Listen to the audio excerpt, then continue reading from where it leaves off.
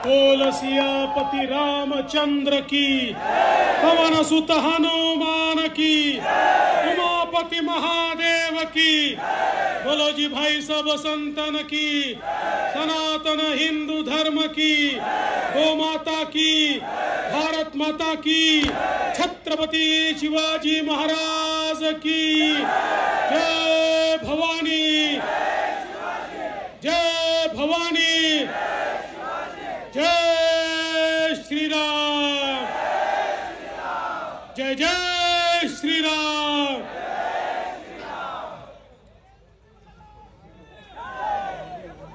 हिंदवी स्वराज्याचे सरसंस्थापक छत्रपती शिवरायांना मानाचा मुजरा करतो। भारतीय राज्यघटनेचे शिल्पकार भारतरत्न डॉक्टर बाबासाहेब आंबेडकर यांना मानवंदना अर्पित करतो आणि ज्यांच्या आशीर्वादाने आपण सगळे लोक या ठिकाणी आज गुण्यागोविंदाने आपलं जीवन जगतोय। ज्यांनी मंत्र दिला घाबरू नकोस मी तुझ्या पाठीशी आहे, असे श्री स्वामी समर्थ यांच्या चरणी नतमस्तक होतो।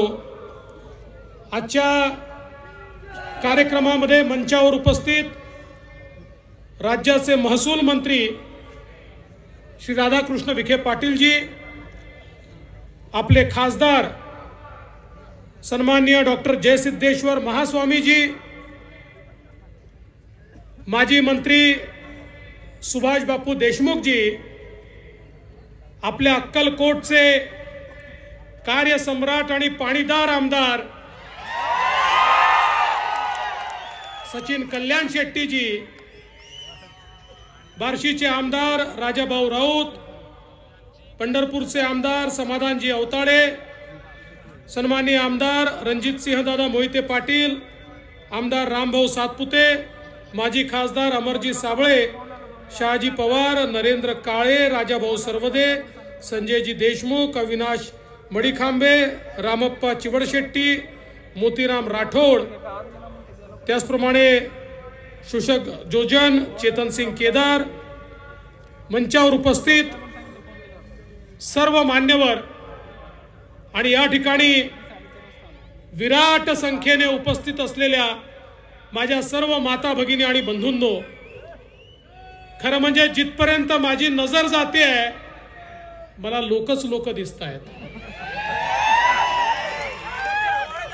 जणू काही अख्खं अक्कलकोट शहरच या ठिकाणी आला आहे असं मला वाटतंय। पण सचिन दादा, यापूर्वी मी असं ऐकलं होतं की एखाद्याला प्रेमाने देखील मारता येतं। आज मला त्याचा अनुभव आला। ज्यावेळी जनतेतनं मी येत होतो त्यावेळी असे फुलं फेकून मारले मला। म्हणजे फुलांनी देखील माणूस मूर्छित होऊ शकतो हे पहिल्यांदा मला पटलं. असे कॉम्पिटिशननी फुलं अंगावर येत होते, समोरचं काही दिसतच नव्हतं. शेवटी माझ्या लक्षात आलं, धावत पळत स्टेजवर गेलो नाही तर फुलातच समाधी तयार होते. पण हे जे तुमचं प्रेम आहे, आमची संपत्ती हीच आहे. बंगला नाही, गाडी नाही, आमदारकी नाही, खासदारकी नाही, मंत्रीपद नाही, मुख्यमंत्रीपद नाही, जनतेचा हा जो काही प्रेम आहे हीच आमची खरी संपत्ती आहे आणि ती तुम्ही आम्हाला दिली त्याबद्दल तुमचे अतिशय मनापासून आभार मानतो. आज सचिन दादांच्या कार्यकर्तृत्वातून अनेक महत्वाच्या कामांची सुरुवात आपण या ठिकाणी केली. खरं म्हणजे आजचा दिवस हा आगळा वेगळा दिवस आहे. सकाळी सोलापूरमध्ये त्या ठिकाणी सोलापूरचे ग्रामदैवत सिद्धरामेश्वरांच्या साक्षीने माननीय मोदीजींच्या उपस्थितीमध्ये मोदीजींच्या हस्ते आमच्या बीडी कामगारांना, मजुरांना 15,000 घरांच्या चाव्या आम्ही दिल्या आणि राज्यामध्ये 90,000 गरिबांना त्यांच्या घराच्या चाव्या आम्ही दिल्या. खरं म्हणजे विचार करा, आज प्रधानमंत्री मोदीजींमुळे गरीबाला 5 लाखात घर मिळालं, ज्यातले 2.5 लाख रुपये केंद्र आणि राज्य सरकारने दिले. अतिशय सुंदर असं फर्निश घर त्याला मिळालं. त्या घरामध्ये रूफटॉप सोलार आम्ही लावलाय, त्यामुळे 50-60 रुपयापेक्षा विजेचा खर्च त्याला येणार नाही. त्या ठिकाणी 24 तास पाण्याची व्यवस्था आपण केली आहे. त्या ठिकाणी शाळेची व्यवस्था आपण केली आहे. त्या ठिकाणी बालवाड्याची व्यवस्था आपण केली आहे. त्या ठिकाणी स्किल डेव्हलपमेंट सेंटरची व्यवस्था केली आहे. तिथे उद्योग केंद्राची व्यवस्था आपण केली आहे. तिथे विरंगुळा केंद्राची व्यवस्था आपण केली आहे. म्हणजे एखाद्या चांगल्या उच्च मध्यमवर्गीय परिवाराचं एखादं घर असावं अशा प्रकारची कॉलनी ही माननीय मोदीजींनी गरिबांकरता आणि मजुरांकरता त्या ठिकाणी सुरू केली आणि पुढच्या काळात अजून 15,000 घरं त्या ठिकाणी तयार होणार आहेत. बंधू भगिनींनो, आज खऱ्या अर्थानं मोदीजींनी जो गरीब कल्याणाचा अजेंडा चालवलाय त्याची सुरुवात सकाळी आम्ही केली आणि मला अतिशय आनंद आहे की सायंकाळी या ठिकाणी आल्यानंतर श्री स्वामी समर्थांचं दर्शन तर मिळालंच, पण त्याच वेळी आमचं ग्रामदैवत मल्लिकार्जुन यांच्या मंदिराच्या जीर्णोद्धाराच्या कामाचं भूमिपूजन देखील करण्याची संधी मला मिळाली. मला असं वाटतं हा एक अत्यंत महत्वाचा योग आहे, कारण भगवान मल्लिकार्जुन हे आमचे ग्रामदैवत आहे. प्रत्यक्ष स्वामी समर्थ देखील मल्लिकार्जुनांचं दर्शन घेत होते आणि आज त्या ठिकाणी सचिन दादांच्या प्रयत्नातून अतिशय भव्य अशा प्रकारचं काम होत आहे. पुढच्या काळामध्ये आलेला व्यक्ती हा जसं स्वामी समर्थांचं दर्शन घेईल, ते दर्शन घेतल्यानंतर नव्याने तयार झालेल्या मल्लिकार्जुनांच्या मंदिराचं दर्शन देखील घेण्याकरता त्या ठिकाणी तो जाईल. इतकं सुंदर काम आज या ठिकाणी होत आहे. सचिन दादाने एक अत्यंत महत्वाचं काम अजून केलं आणि या ठिकाणी इतके भक्त येतात, पण आमचा बस स्टँड हा अतिशय जुना होता, खराब होता, सुविधा नव्हत्या, कुठलीही त्या ठिकाणी व्यवस्था नव्हती आणि म्हणून सचिन दादांनी पाठपुरावा करून त्या ठिकाणी बस स्टँडची मान्यता घेतली आणि अतिशय सुंदर 30 कोटी रुपये खर्चून एक आधुनिक बस स्टँड आज अक्कलकोट शहरामध्ये या ठिकाणी होतोय आणि त्यातनं निश्चितपणे मोठ्या प्रमाणात आज आपल्याला मदत मिळणार आहे. विशेषतः आपलं सरकार आल्यानंतर आमच्या माता भगिनींकरता आम्ही एसटीचा प्रवास हा 50% केला आहे. त्यांना तिकिटामध्ये 50% सूट दिली आहे. त्यामुळे आता नुसती सूट देऊन चालणार नाही. बसेसही चांगल्या द्यावे लागतील, स्टँडही चांगले करावे लागतील. पण आमच्या माता भगिनींना मी सांगतो, आता कुठे तालुक्याला जायचं असेल, जिल्ह्याला जायचं असेल, तीर्थयात्रेला जायचं असेल तर घरच्या लोकांना सांगायचं तुम्ही घरी बसा, तुम्हाला दुप्पट पैसे खर्च होतात, मला 50% पैशातच जाता येते, त्यामुळे जे काही काम आहे ते मीच करून येईल. बघा इकडनंच टाळ्या वाजल्या, इकडनं नाही वाजल्या. अरे त्या गेल्या तर तो दिवस तुमचाही सुखाने जातो की, फक्त जेवण नाही मिळत.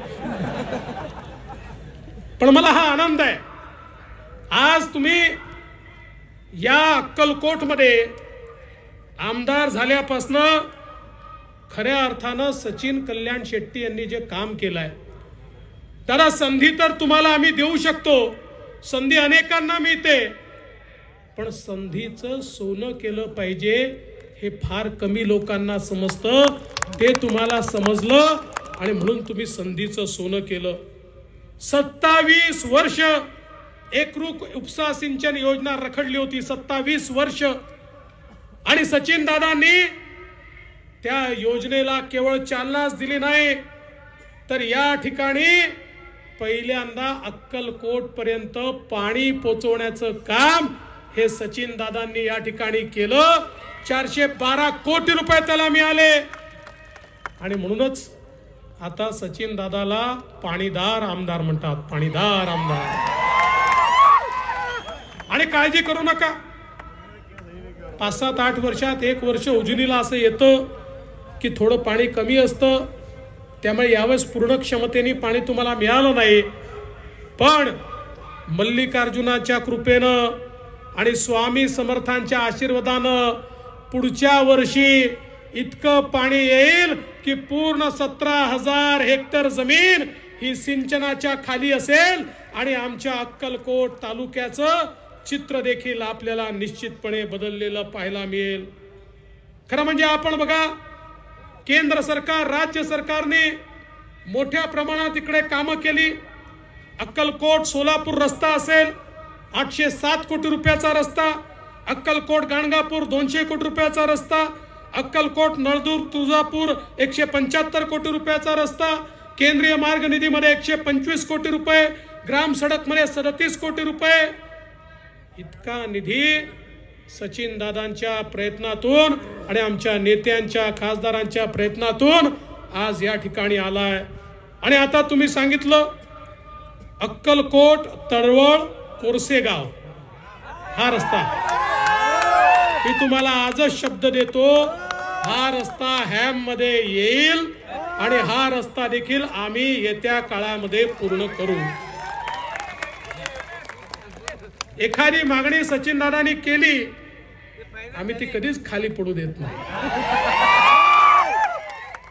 त्यामुळे त्यांनी या ठिकाणी दुसरं आम्हाला सांगितलं, अक्कलकोट शहराकरता 75 कोटी रुपयाची अमृत पाणी पुरवठा योजना. अरे स्वामी समर्थांच्या शहराला तहानलेलं कसं ठेवता येईल?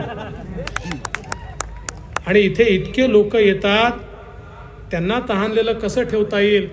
सचिन दादा काळजी करू नका, या योजनेला मान्यता मिळेल आणि याचं टेंडर काढून अक्कलकोट मध्ये 365 दिवस पाणी पूर्ण नियमित मिळेल. हा माझा तुम्हाला शब्द आहे. हे काम निश्चितपणे आपण करून दाखवू.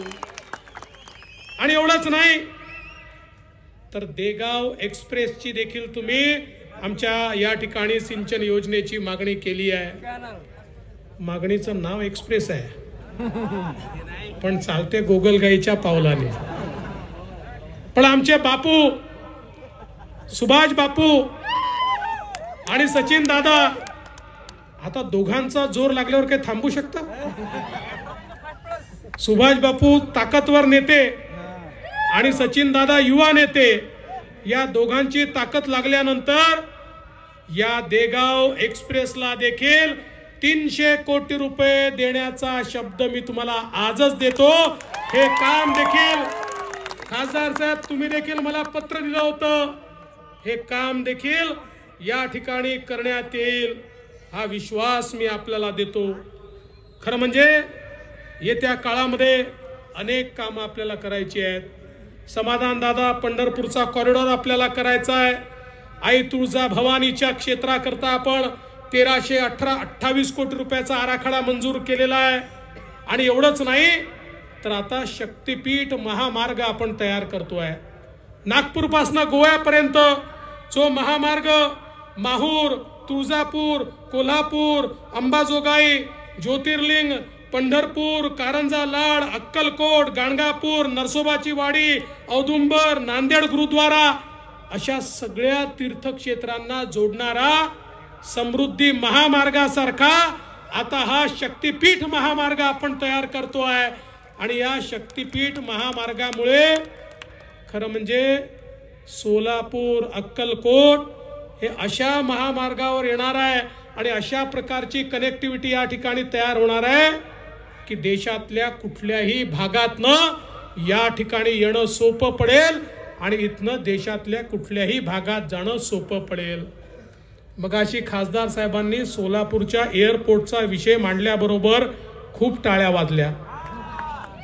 काळजी करू नका, त्याचं काम सुरू केलंय. तिथे कार्पेटिंगचं काम चाललंय, त्या ठिकाणी टर्मिनल बिल्डिंगचं काम चाललंय.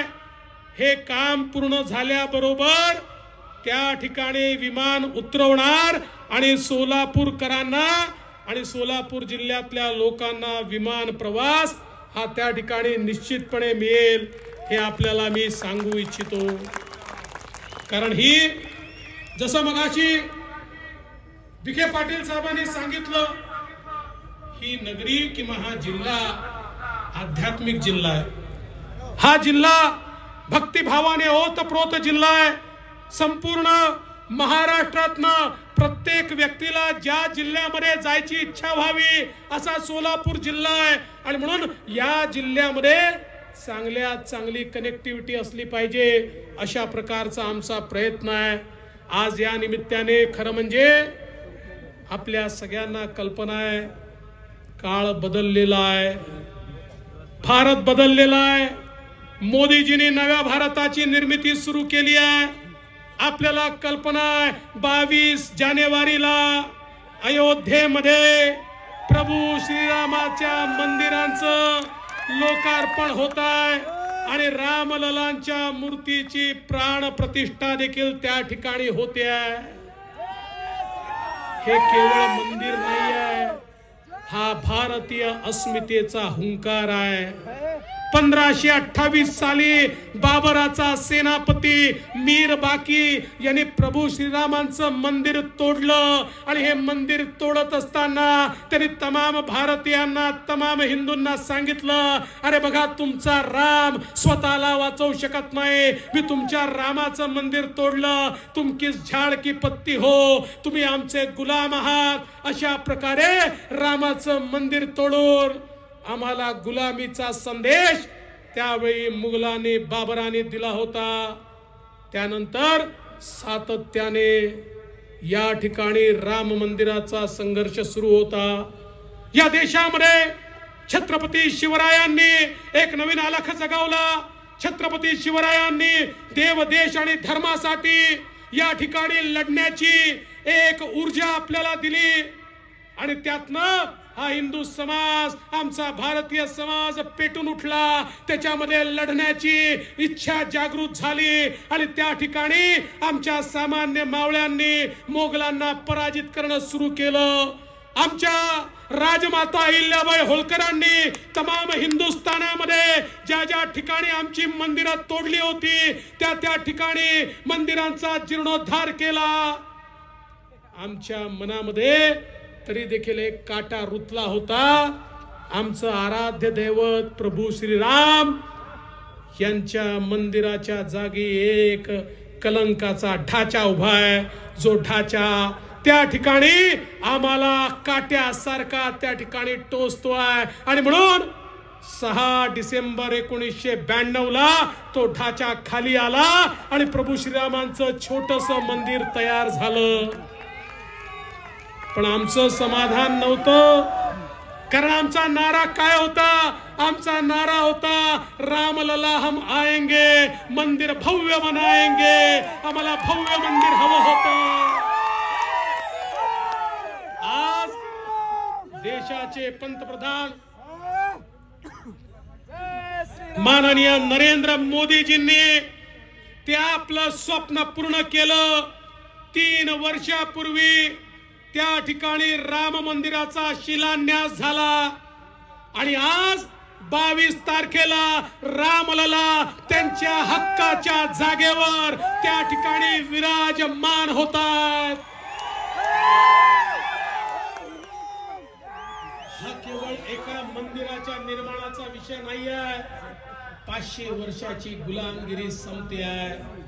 जी आमची अस्मिता गहाण पडली होती ती आम्हाला परत मिळते आहे. जी आमची अस्मिता त्या ठिकाणी तलवारी खाली तुडवण्यात आली होती ती अस्मिता आम्हाला परत मिळते आहे. आणि आता भारत पुन्हा एकदा संपूर्ण जगासमोर सांगतोय की आमच्या अस्मितेला जो आघात पोचवेल, आमची अस्मिता परत आणण्याची ताकद आणि हिम्मत आमच्यामध्ये आहे. बघा, आम्ही रामललाचं मंदिर त्याच ठिकाणी तयार करून दाखवलं. पण बंधू भगिनींनो, काही लोक याही कार्यक्रमात जायला तयार नाही आहे. या कार्यक्रमालाही काही लोक विरोध करतायत. हे कोण लोक आहेत? मला काही लोकांनी विचारलं, हे का जात नाही? मी म्हटलं, कोणत्या तोंडाने जातील? ज्यांनी रामाला विरोध केला, अरे तेच लोक आहेत. 2007 साली सुप्रीम कोर्टामध्ये राम जन्मभूमीच्या खटल्यामध्ये या लोकांनी त्या ठिकाणी ॲफिडेव्हिट देऊन सांगितलं, राम काल्पनिक होते. रामाचा जन्म अयोध्येतच झाला याचा कोणताही पुरावा नाही. हे तेच लोक आहेत की ज्यांनी 2011 साली सुप्रीम कोर्टामध्ये ॲफिडेव्हिट देऊन सांगितलं की राम सेतू नावाचा कुठला सेतूच अस्तित्वात नाही. राम ही कल्पनाच कल्पना आहे, ती काही वास्तविकता नाही आहे. त्यामुळे त्या ठिकाणी जे स्ट्रक्चर आहे ते तोडायला आमची कुठली हरकत नाही. ते स्ट्रक्चर तोडून त्या ठिकाणी बोटी जाण्याकरता मार्ग तयार करा, अशा प्रकारचं ॲफिडेव्हिट यांनी दिलं होतं. आता ते कोणत्या तोंडाने जातील? त्यांच्या समोर प्रश्न आहे, अरे प्रभू श्रीराम जी, तुमसे नजरे मिलाए तो कैसे? हे नजर नाही मिळवू शकत. त्यांना भीती वाटते. रामाने विचारलं, बाबा रे, माझ्या अस्तित्वावर प्रश्न तू उचललं होतं, आता कशा करता इथे आला? तर काय उत्तर द्यायचं? पण मी त्यांना सांगू इच्छितो, काळजी करू नका. प्रभू श्रीराम मर्यादा पुरुषोत्तम आहे. प्रभू श्रीराम दयाळू आहेत. प्रभू श्रीराम मायाळू आहेत. त्यामुळे तुम्ही गेलात तरी तुम्हाला देखील आशीर्वाद प्रभू श्रीरामांचे त्या ठिकाणी मिळतील. चिंता करू नका. 22 तारखेला तुम्ही देखील त्या ठिकाणी जा, पण हे जाणार नाहीत.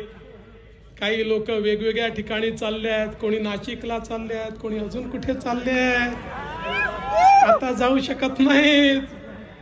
पण बंधू भगिनींनो, एक गोष्ट लक्षात ठेवा, हा नवीन भारत आहे. मोदीजी आज एक असा भारत तयार करतायत की ज्या भारतामध्ये रामराज्याची संकल्पना आहे. आणि रामराज्याची संकल्पना म्हणजे काय? रामराज्याची संकल्पना म्हणजे समाजातला जो शोषित आहे, पीडित आहे, गरीब आहे, जो शेवटचा व्यक्ती आहे, त्या शेवटच्या व्यक्तीचा आवाज हा राजापर्यंत पोहोचला पाहिजे आणि त्या शेवटच्या व्यक्तीचा विकास झाला पाहिजे.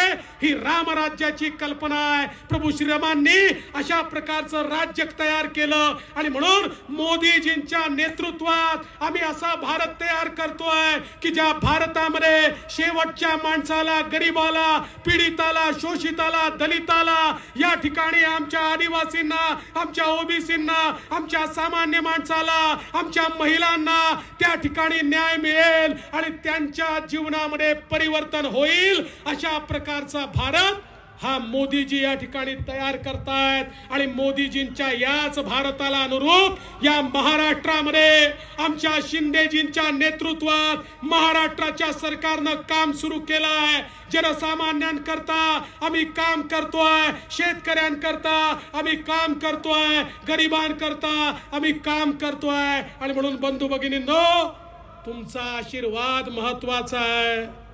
आता आसन आणि सिंहासन उभवणारे नेते नाहीत, जनतेत जाऊन काम करणारे नेते हेच जनता त्या ठिकाणी डोक्यावर घेणार आहे आणि म्हणून तुमचा आशीर्वाद मागण्याकरता आलो आहे। आमच्या सचिन करता तुमचा आशीर्वाद, आमच्या करता तुमचा आशीर्वाद, मोदीजींकरता तुमचा आशीर्वाद, आमच्या सगळ्यांना तुमचा आशीर्वाद मिळाला तर तुम्हाला शब्द देतो या महाराष्ट्रामध्ये जनसामान्याच्या जीवनामध्ये आम्ही परिवर्तन करून दाखवू आणि तुमची सेवा करत करत आम्ही आमचं जीवन या ठिकाणी घालवू एवढा शब्द देतो आणि पुन्हा एकदा सचिन दादांचं मनापासून अभिनंदन करून माझे 2 शब्द संपवतो।